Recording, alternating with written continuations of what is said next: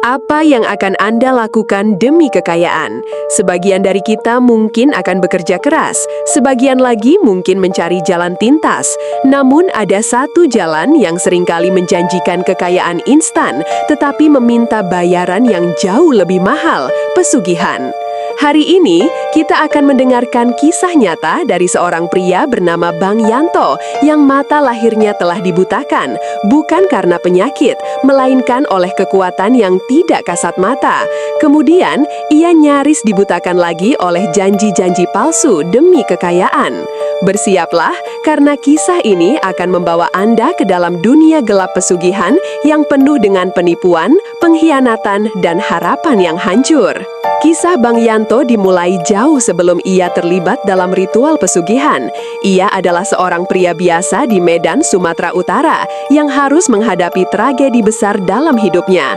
Pada tahun 2007 dan 2010, Bang Yanto kehilangan penglihatannya secara bertahap. Tapi ini bukanlah kebutaan biasa. Ini adalah akibat dari serangan supranatural yang ia terima saat mencoba membantu seorang teman yang restorannya menjadi sasaran ilmu hitam pesaing. Sejak saat itu, Bang Yanto menjalani hidupnya sebagai seorang tukang pijat, berjuang untuk bertahan hidup dengan keterbatasan yang dimilikinya. Namun, cobaan itu hanyalah awal dari perjalanan yang lebih gelap. Pada tahun 2020, sebuah harapan palsu datang menghampiri Bang Yanto. Ia dipertemukan dengan seorang pria yang disebut Pak Bos, yang menjanjikan jalan pintas menuju kekayaan luar biasa. Bersama sekelompok teman dan kerabat, mereka memulai serangkaian ritual pesugihan dengan satu tujuan, memanggil ratu dan meminta imbalan uang sebesar 50 miliar rupiah. Awalnya, Bang Yanto ragu-ragu karena ia sedang berusaha memperbaiki diri secara spiritual. Namun, ia akhirnya termakan bujukan dan ikut serta. Kelompok ini memulai ritual mereka, tetapi satu persatu ritual itu gagal.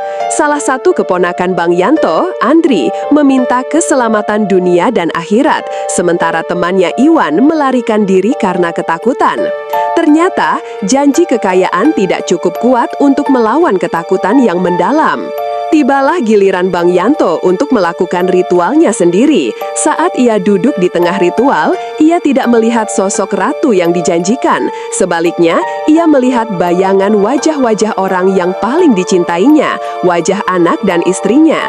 Wajah-wajah itu seolah memohon padanya untuk berhenti. Mendadak, rasa bersalah dan ketakutan membanjiri hatinya. Bang Yanto menangis tak tertahankan dan menghentikan ritual itu.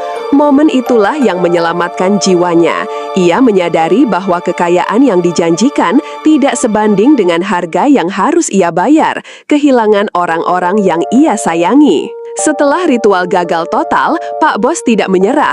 Ia terus meminta uang dari Bang Yanto dan kelompoknya dengan berbagai alasan untuk membeli cerutu khusus, biaya perjalanan, dan kebutuhan lainnya.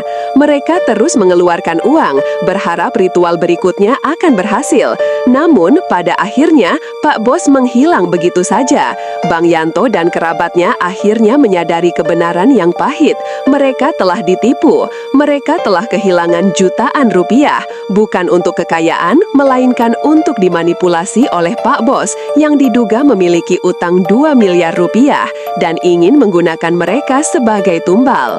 Pengalaman itu meninggalkan luka yang dalam dan Bang Yanto harus menghadapi teror lain. Ia dihantui oleh suara-suara gaib seperti suara anak ayam, delman, dan gong kecil. Namun, kali ini ia tidak mencari jalan pintas.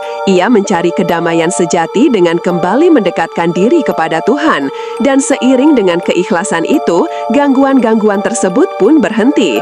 Kisah Bang Yanto adalah pengingat bagi kita semua bahwa tidak ada jalan pintas menuju kebahagiaan sejati. Terkadang, janji kekayaan hanyalah topeng dari penipuan, dan hanya dengan kembali pada kebaikan, kita dapat menemukan kedamaian yang sesungguhnya. Sampai jumpa di kisah mencekam berikutnya.